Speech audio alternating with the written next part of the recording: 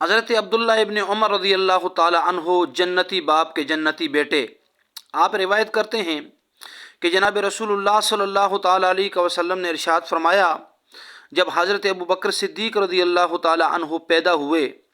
تو اللہ تعالی نے جنت عدن کو مخاطب کر کے فرمایا، اے جنت عدن، تجھ میں انہی لوگوں کو داخل کروں گا جو اس پیدا ہونے والے یعنی ابو بکر سے محبت کریں گے۔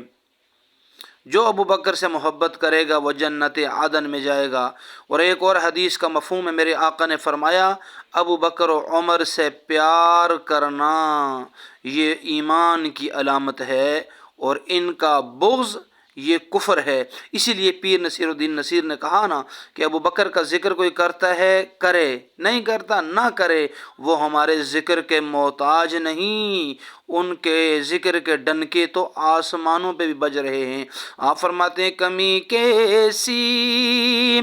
نصیر ان کے مراتب میں مدارج میں، بڑی توقیر ہے نام خدا صدیق اکبر کی، بڑی توقیر ہے نام خدا صدیق اکبر کی۔